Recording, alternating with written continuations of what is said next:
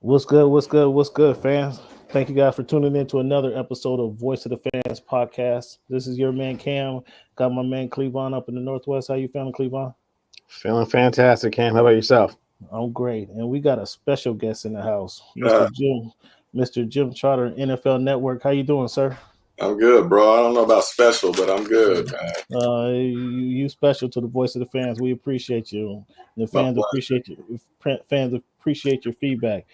As we do each and every week, we're going to review week 4 recap of the NFL action, week 5 preview. Today, Clevon, we're going to reveal our top 75 NBA players, considering NBA is about to start around the corner. We got our 75 identified already. And then, as always, fans, we're going to give you this week in history, and then we're going to go through our fantasy football league. Cleveland. Y'all went 75 deep on the NBA? Y'all put 75. We had 75, man. 75 players. So, so fans, we want to thank you guys for tuning out. We shout out to the guys at HNB Media for producing the show. Shout out to everybody listening to us. However you listen to us, we certainly appreciate you guys for tuning in. And once again, we got Mr. Jim Trotter. Jim, let the people know where they can find you. NFL Network, NFL.com, and Twitter at JimTrotter_NFL. Okay.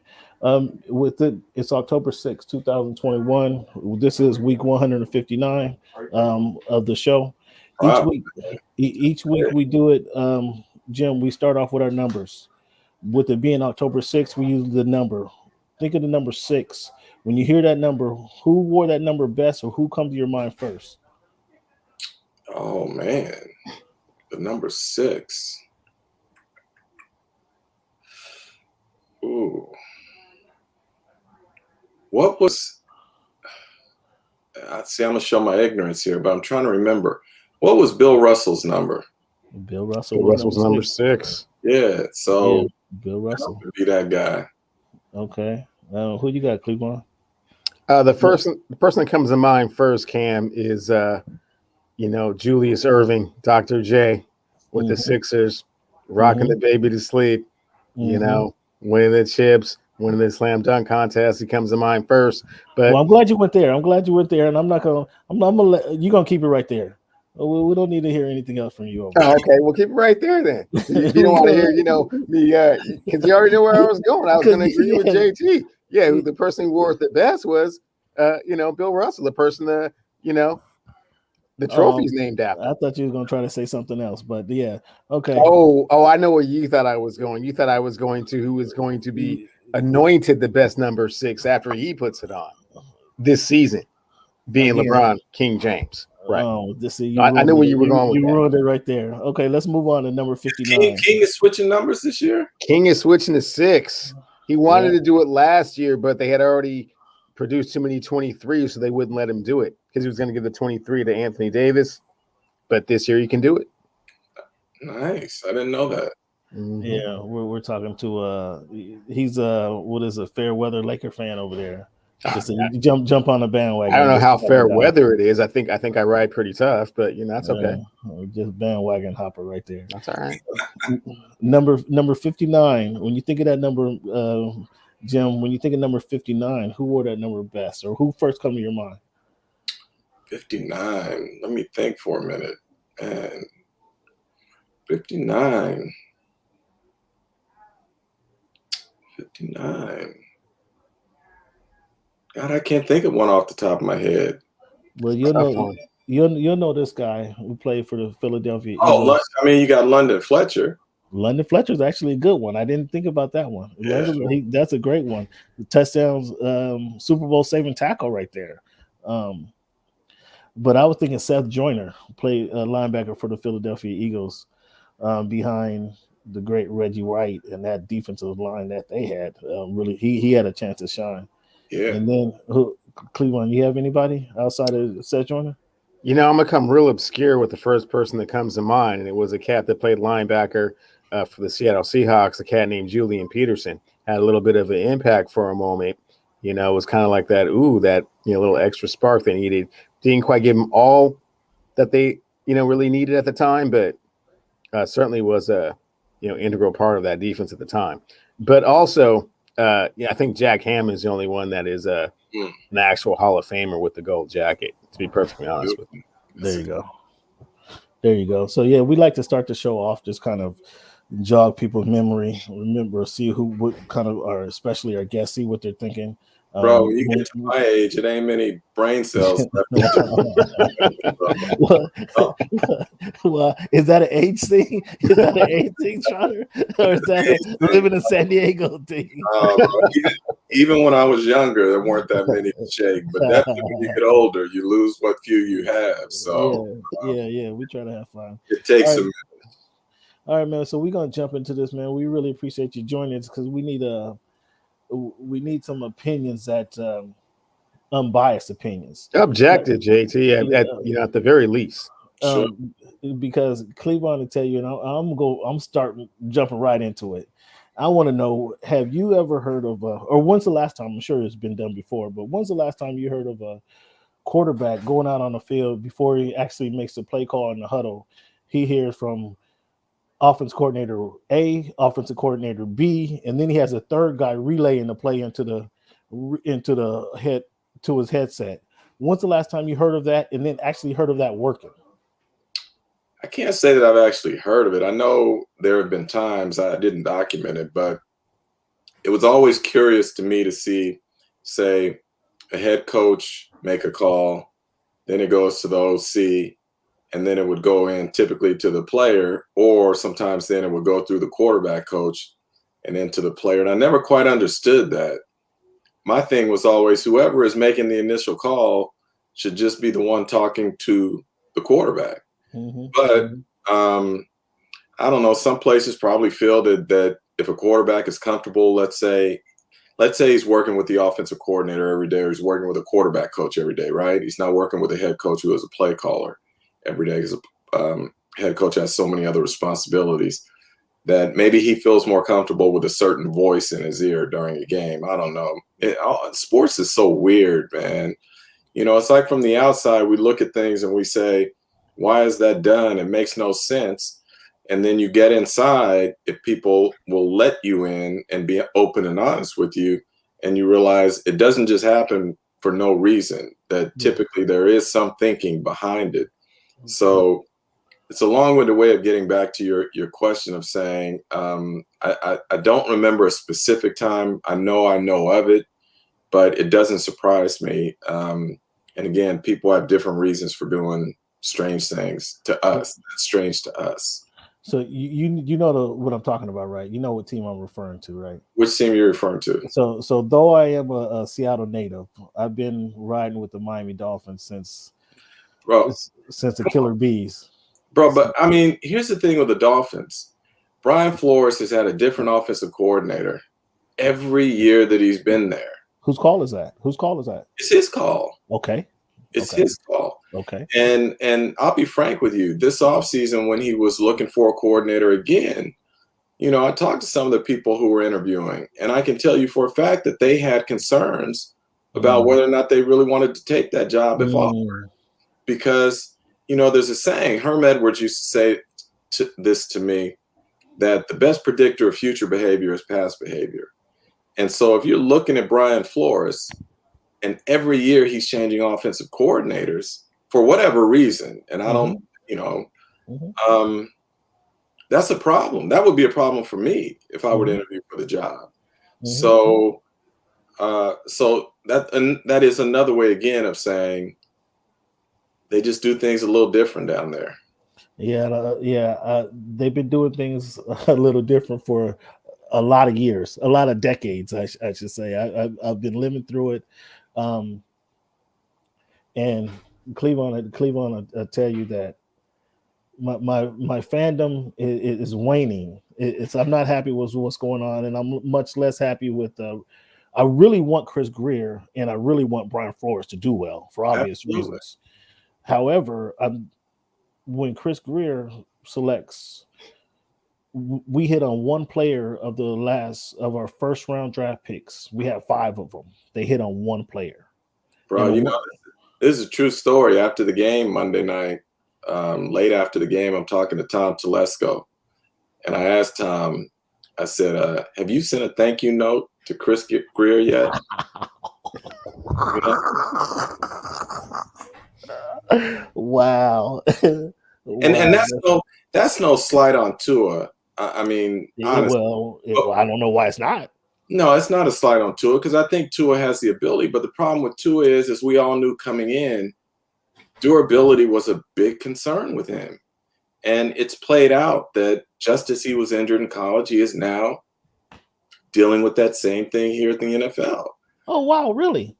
I wonder why. I wonder why. My thing is when they started to tank for Tua, the whole thing that threw me off the hinges, because the guy, he had injury problems behind the best offensive line college money could buy. Right. What do we think is going to happen in the pros when grown men is getting after him? So that was predictable. So that was okay. But Cam, let me say this to you. There are other GMs as well, and former GMs that who I can tell you, like the year before Tua came out, I had one former GM tell me if he came out that year, he would have taken him #1 overall. So there are other GMs who felt strongly about Tua as well, even though there may have been concerns about durability. Mm-hmm. That being said, the problem for them now is that Justin Herbert is beyond what even his supporters thought he would be. This kid is showing he has the ability to be one of the all-timers. And the Dolphins and Chris Greer are going to be tied to that, if they don't come up with a quarterback who becomes that franchise guy. I know there's a quarterback out there. He's sitting right there right in the middle of Texas, just waiting to get on the field. And I don't know why they don't make a move. But there was a Greg Oden to Kevin Durant. That whole philosophy is that comparison was thrown out there, and I didn't like to hear Michael Jordan. Sam Bowie. So before we get off of that, you brought up Herbert, and as you stated, some people, his supporters, didn't think he was going to be this good. No, they thought he. Let me clarify. I want to be clear on that. They believed he would be good, but I don't know of anyone who envisioned that he would be this good this quickly. But he came out the gate storming. He came storming out the gates last season. Like we're in the press box, and all of a sudden he's thrown out there because we know why. And then he's still making passes on the money. What makes him so good? Is it his smarts? Is it his arm talent? Is his ability to read the defense? As you see it, what makes Herbert such a great quarterback in the NFL? All of the above. All of the above. And the fact that he has a tremendous supporting cast around him. He's got a deep receiving core. He's got a talented running back in Austin Eckler. He's got an upgraded offensive line this year. So when you put all that together with his physical skills, his football intellect, his passion for the game, his ability to discern defenses and know where to go. I know you were at the game the other night, but that 4th and 2 at midfield at a very tenuous point in the game, with the Raiders having scored, 14 consecutive points coming out in the second half, momentum shifting. Now you got a 4th and 2 at midfield, and you decide you're going to go for it, and you decide right away. There's no hesitation. You knew once the stop was made, and one of the reasons I asked Justin so many questions about it after the game is I just wanted to know his thought process, and it wasn't just a thought process. It wasn't just a thought process in terms of where I'm going to go with the ball.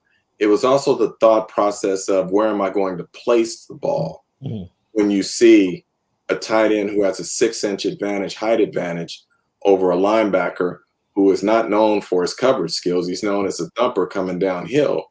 Right. And so, do you just say I'm going to float it up, or do you just say I want to put it over a shoulder? I want to do this. I want to do that.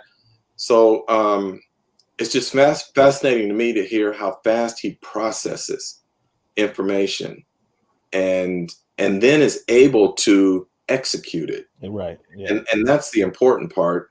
There are many who can decipher it, who can process it, all of that, but can they execute it in those pressure situations and moments? And I'll be dang, this kid can, and he showed it the week before down at Kansas City against the Chiefs. Yeah, He checked out of a run call.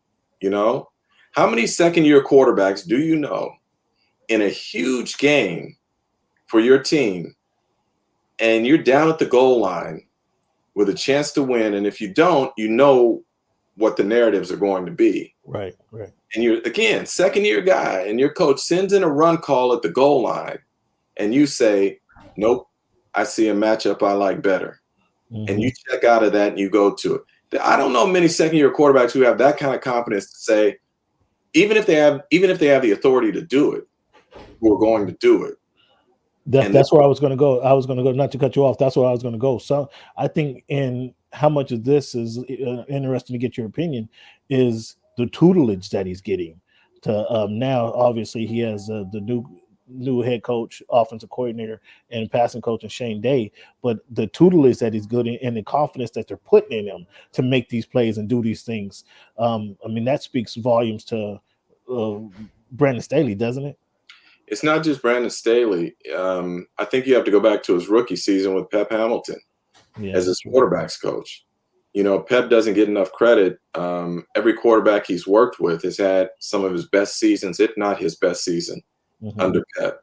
So Pep took the time to learn about who Justin is as a person before they ever even got serious about football.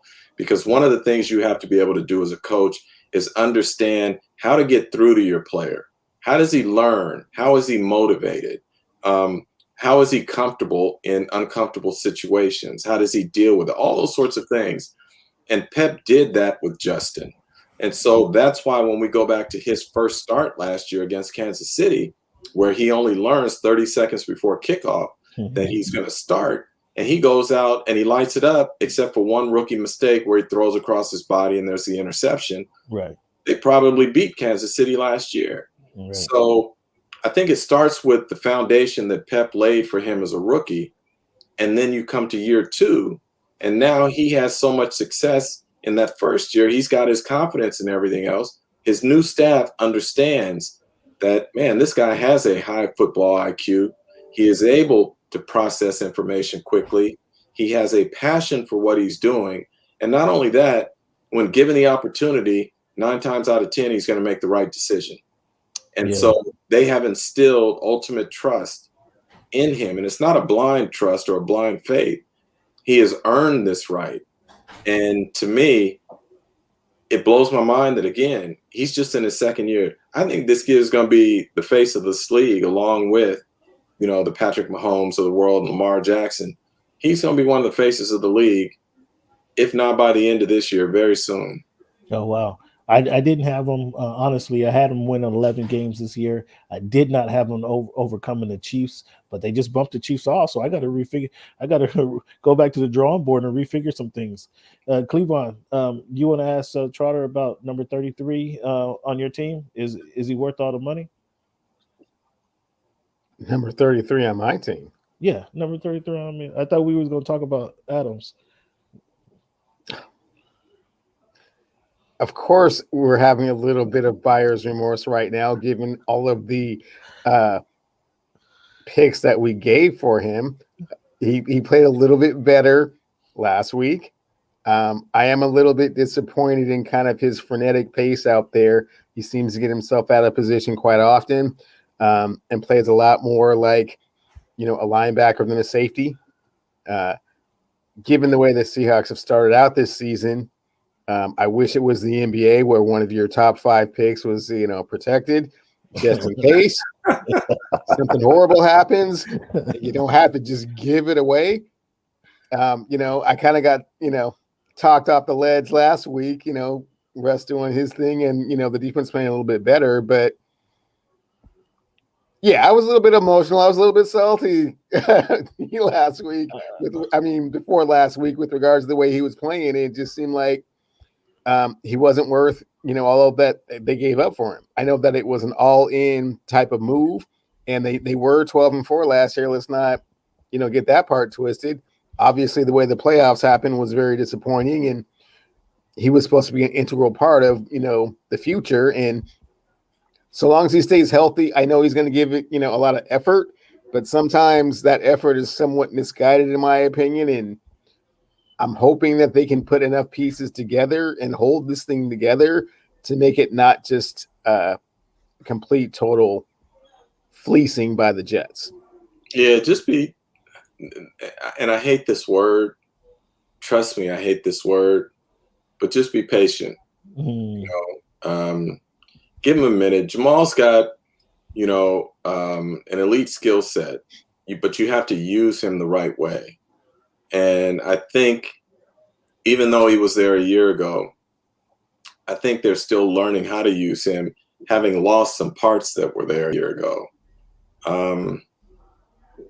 He'll be fine. He'll be fine again if they play to his strengths.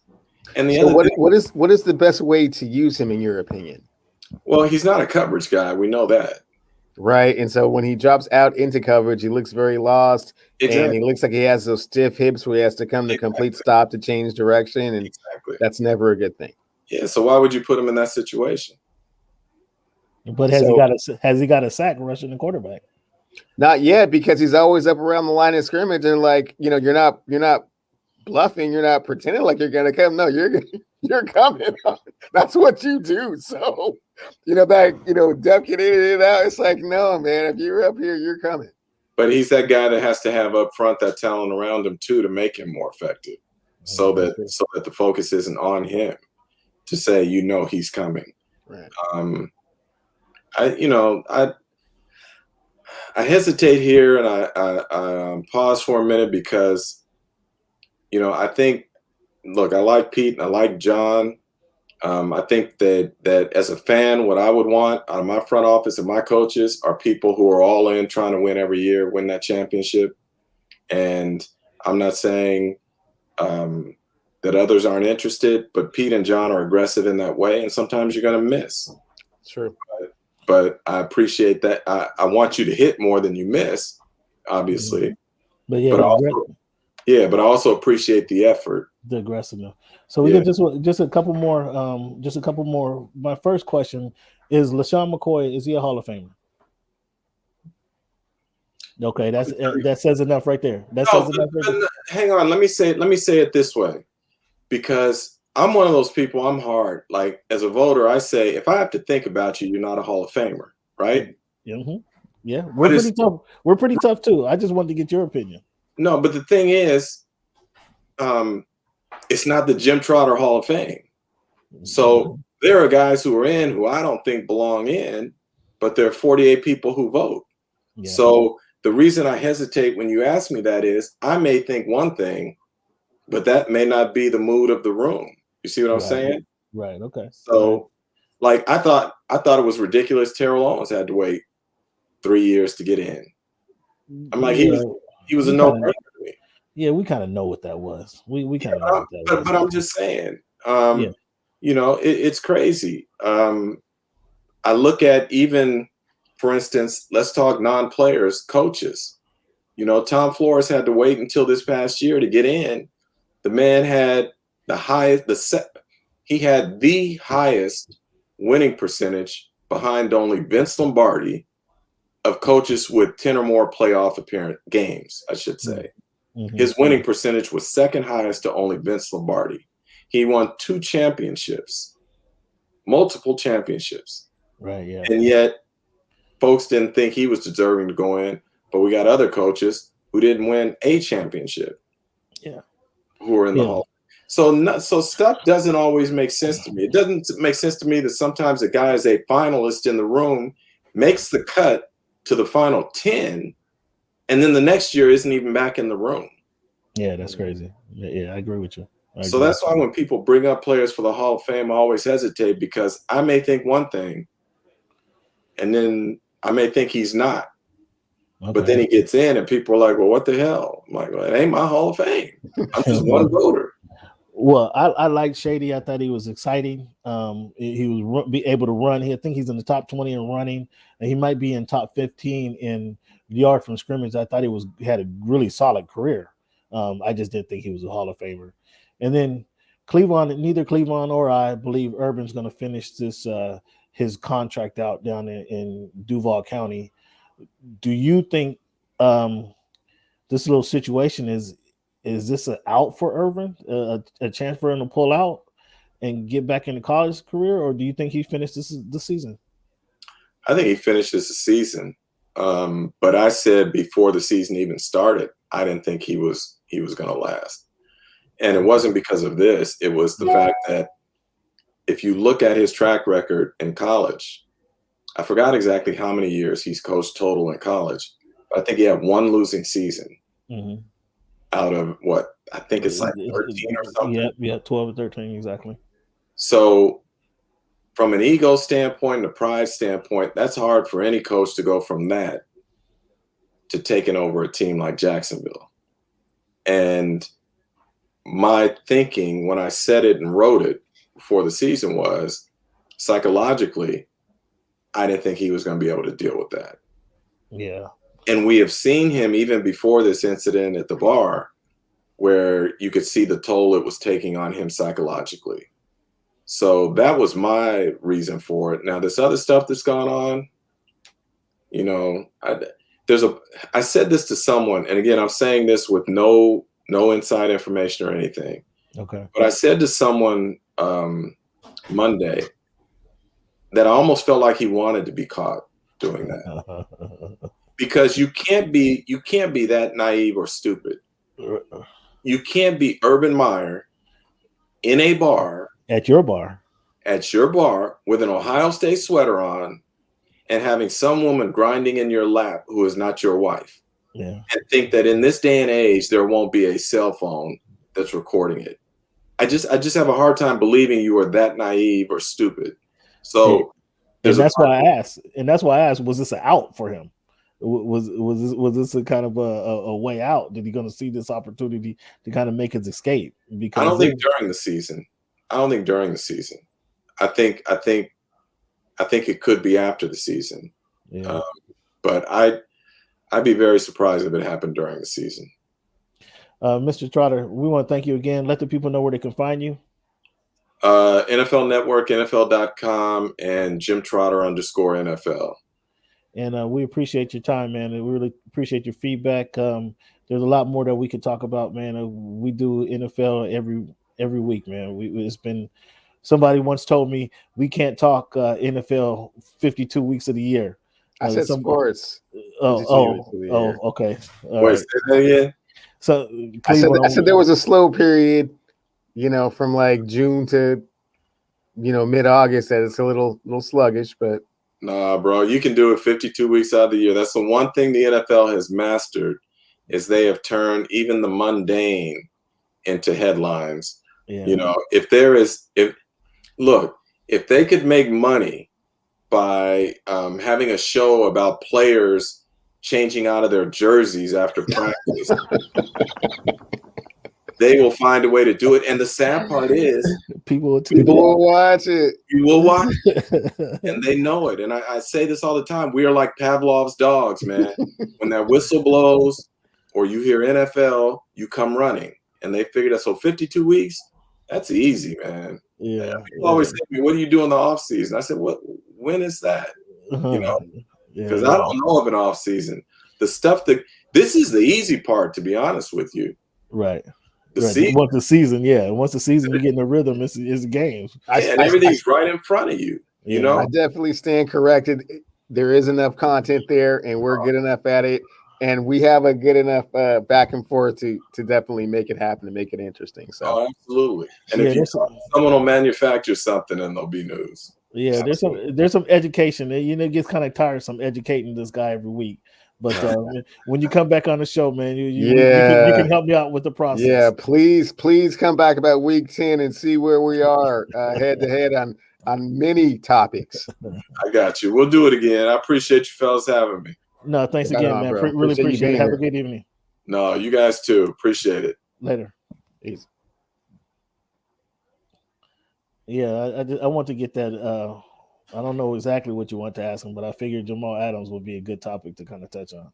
That was, and I mean, we were able to, kind of get into that. I thought you guys were going to come back to me with the Herbert, and where I was going to go with that one is that it has already been established that the Dolphins made that mistake, right? But what hasn't been established is it's going to be Burrow and Herbert now. See, so I didn't want to. I could have spent the whole 20 minutes on the Dolphins and Herbert. I just don't. And everybody's saying that the Dolphins made the mistake with Herbert. The Dolphins made the mistake with Herbert. You, Cleveland, I told you this. That's not where the Dolphins made the mistake. We made the mistake in drafting Tua. We should have threw. Dude, you told me three. It'll take 3 picks, right? You told me last year. No, you give me 3 number ones. Okay, and I told you, I'll give you 2 and then 1 next year. We wasted those number 1 picks. We drafted Andrew Jackson, Austin Jackson, the tackle from USC, who gave up half of his bone marrow to his sister, and then we drafted the cornerback. We wasted those picks. The cornerback doesn't even dress. Jackson gets abused more than you and I would be on the field. And then we know what Tua's doing. So we wasted those picks. I would have given those to Cincinnati for Burrow. And then we could have talked, okay, what else do you want? I was ready to do that. That's the mistake they didn't go hard enough for Burrow. That's the mistake that was made, in my opinion. Well, yeah, of course it looks like that now, Cam. That's how it always looks with quarterbacks when they hit. Clevon, I said that last year. Don't give me that, Clevon. You heard me say that last year. You heard. I know. We can go back. But the reason, it looks beautiful now because he didn't hit. Quarterbacks don't hit. No, do you remember? No. And it was the most predictable. I was so glad that we did this exercise, man. We did the exercise of the biggest draft busts, right? Okay. And do you remember what they all were? They were all quarterbacks or some defensive lineman that was just supposed to just chew up quarterbacks that could never get to them. Right? Yeah. So you miss on quarterbacks all the time. Cleveland, the time. I don't feel that this is so predictable.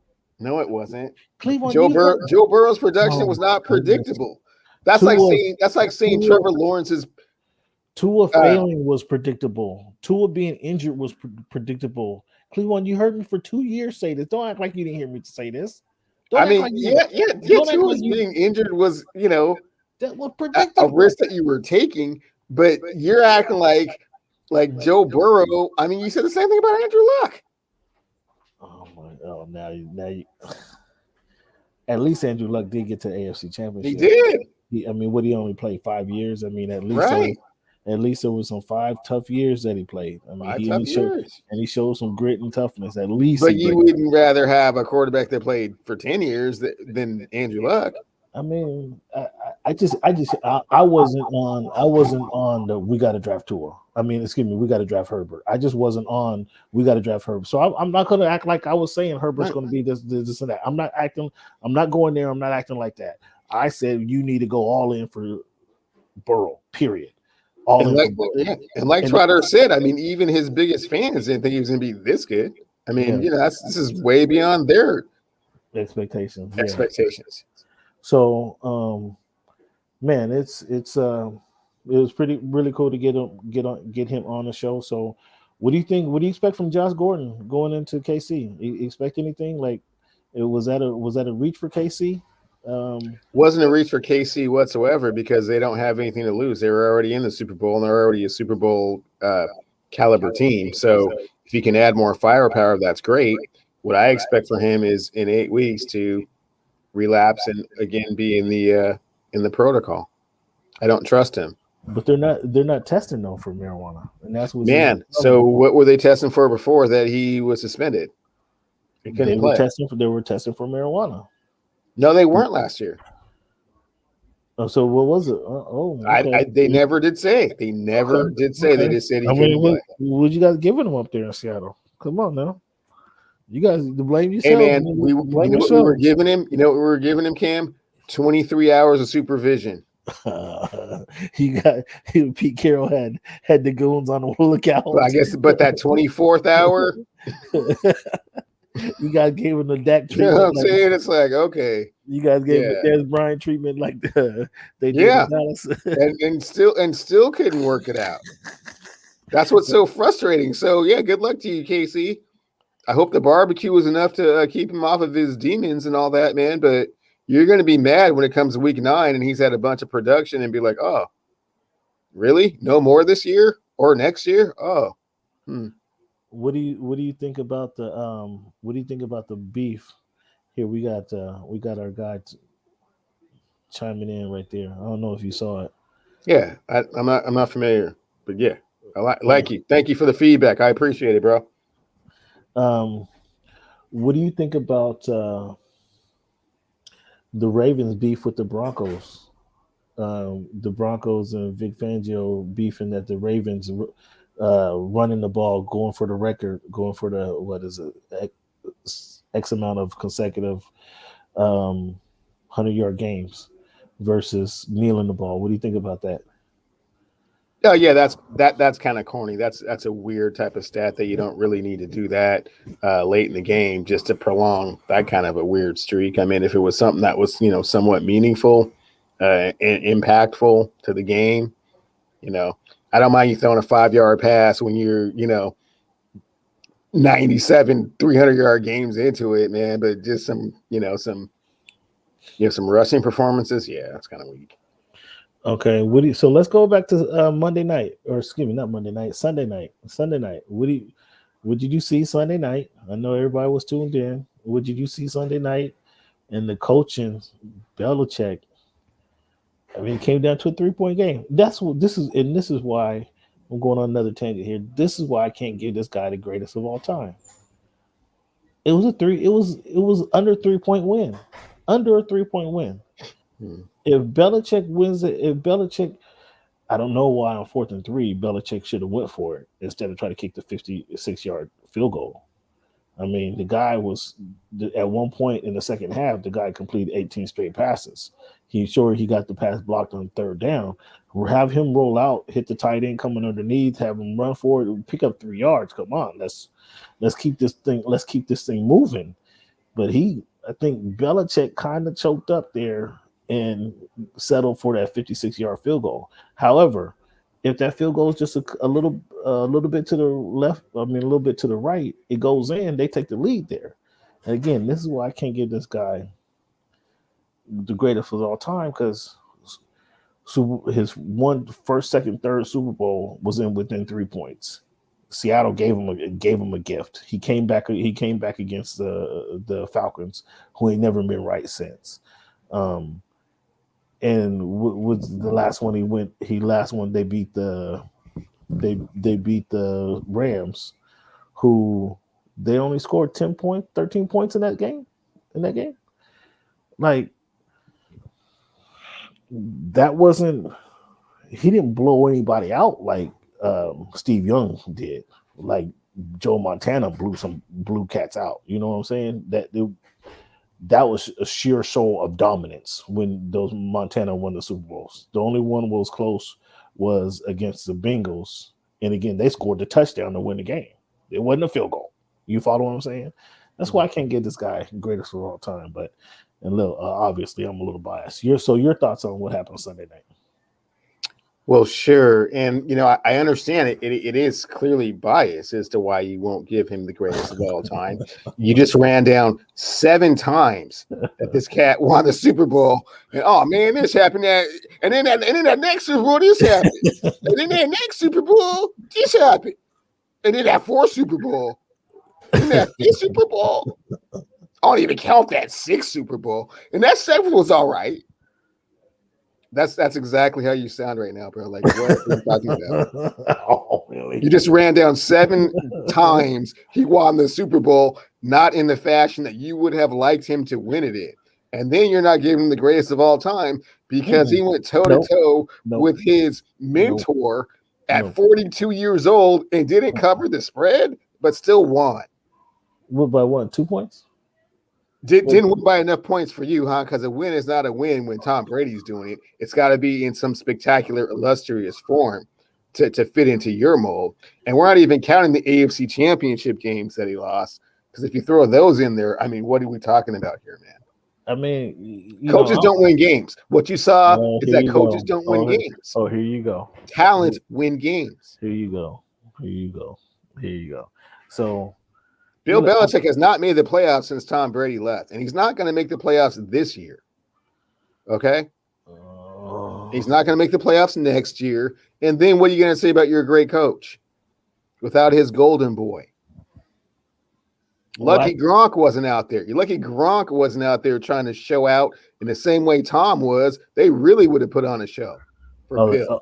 If somebody else was out there, they would have really. If he had more help, they would have put on a better show. Oh, man. Are you kidding?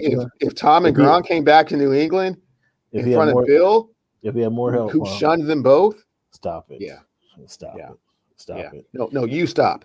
You trying to tell me how 7 times he won the Super Bowl in some unorthodox fashion or something? Come on, man. I can see if you did that once or twice, but when you start talking about 7 times, man, I mean, a few too many times, Cam. It's a few too many Super Bowl rings. I mean, if you want to ignore the facts of the matter, that's fine. How am I ignoring the facts? 7-0. No, it's not 7-0. Actually, it's not 7-0. 7-1. Oh, I'm sorry. So we're not even talking about the perfect season. We don't even bring up the perfect season. No, because that's really his best performance. Was the perfect that was to the Super Bowl. But what happened in the big time? What happened? Oh, so sorry. You're right, Cam. 7-1. I mean, no, it's not even 7-1. What are you talking about? They lost to the Eagles. Right, so there's 2 losses. Okay, they got some losses in there. You're right. They got some losses. It's not like the guys. I forgot, but it just gives him more Super Bowl appearances, which makes it even grosser, right? No, but see, everybody's glossing over and says, okay, he made it to Super Bowl that time. Glossing over what, Cam? But he made it to the Super Bowl. Everybody just wants to say, oh, he made it to the Super Bowl X amount of times, but you don't recognize. You're not paying attention to the maestro on the other side of the ball that's holding teams down, that's shutting teams out, that's shutting Peyton Manning out. Okay, and they're shutting Peyton. Is his voice? Did he break his larynx since Tom left? Did Tom take his larynx with him? Because he's not maestroing nothing right now. He's trying to send Mac Jones out there, see what he can do. And Mac Jones almost beat him. That's all I'm saying. Mac Jones almost beat him, and so we'll leave it at that, and we'll see how the things progress. Sure. Let's get into these wins and losses from last week. Let's start off with your boys. The Seahawks rebound, and they had an impressive win. I know you guys are a little happy over. They had an impressive win over the Niners. So kudos to you guys, man. What's the mood? Everything back to normal over there? Everybody happy over there or what? I mean, not really back to normal, Cam. I think everybody is still shell-shocked from the way they looked in Minnesota.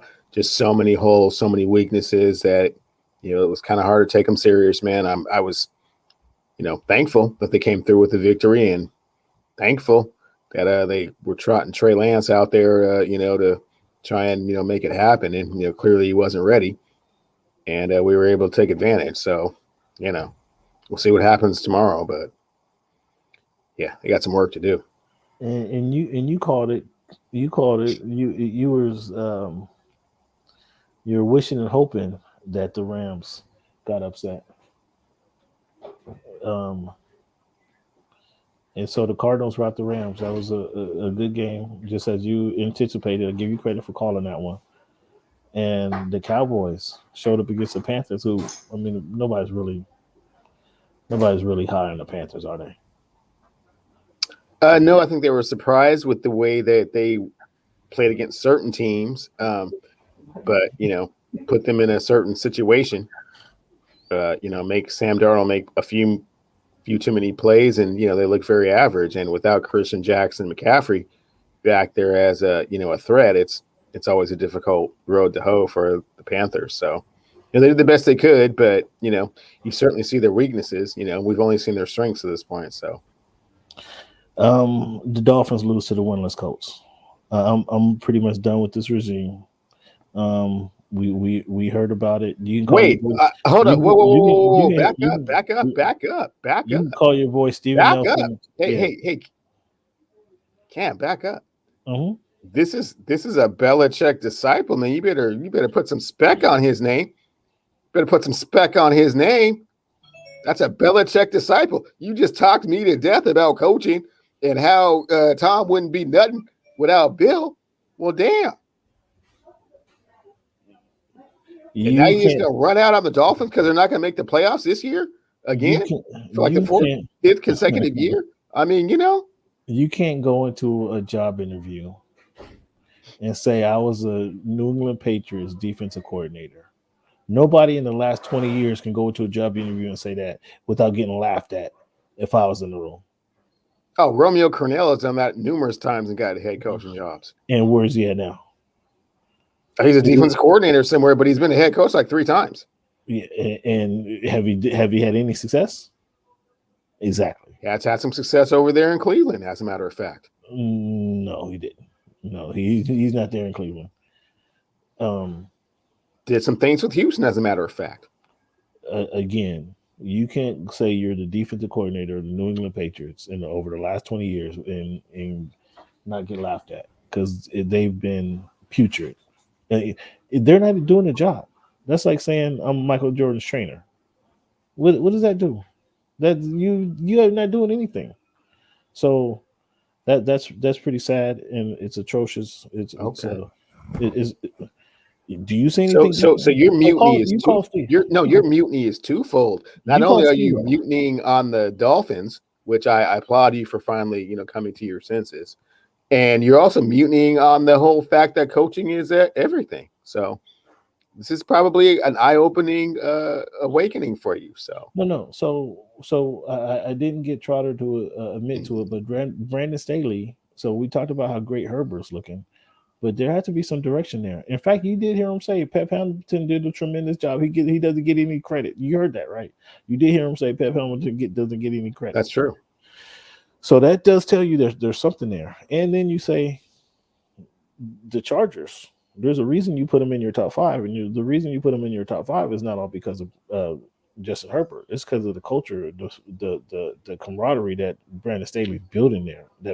Well, it's really, Cam, if you want to be perfectly honest with you, it's because of that cat I saw, Marshall Faulk 2.0, aka bar none, aka Austin Eckler. Kind of running that New Orleans offense. Yeah, he looks kind of unstoppable at times. He looks pretty good. He looks pretty good. Titan. So the Dolphins. Derwin James is healthy. I will give you that. Derwin James look good. They're a collective team there. The Titans lose to the Jets. I thought that was a bad loss. Saints losing to the Giants. I thought that was a bad loss. Cleveland, we're gonna have to cut this show short tonight. I am in the building unexpectedly. I'm in the Clippers arena right now. Clippers game has started. I'm in the media room trying to do my press conference, and I got all the media people coming up wondering what the hell are you doing here while the game is going on. So I'm feeling a little bad right now. We're gonna have to cut this short. Well, hey, Mr. Ballmer, no disrespect to you. We were trying to get a few things in here. Man, we always know that whatever you do and want to do takes precedence over what we're doing. And hey, man, we can do this another time, Cam. No problem. So I do want to give you credit. Our picks for the week, you win the week in the picks 14-11. Picks against the spread, you were 1, I was 0. So you win 15-11. And then also, what we have? Our confidence picks. You didn't have a good week. I took some hits. at the top. I won 12-8. But then you're gonna you're happy to know that you in the fantasy football league, you're 3-1, I'm 2-2. So you got some head up there.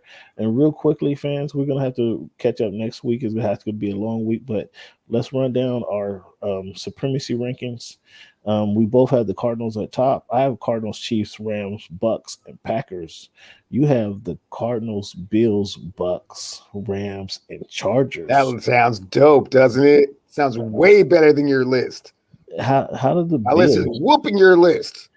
I got the Chiefs defending. You can't see that. What? Yeah. But you can't see that. I'm sorry, 2? Is that what you said? At 2, yeah. I got the Cardinals, Chiefs, Rams, Bucks. I mean, yeah. You know. Okay. Well, I guess we'll have to find out this week, huh?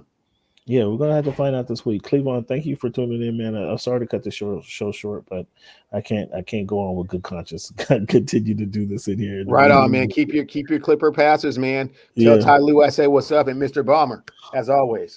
I'll be in touch. Anytime you want to be on the show, anytime you want to, hang out, talk, man. We're available. All right, I'll be in touch with you, bro. Right on. Later.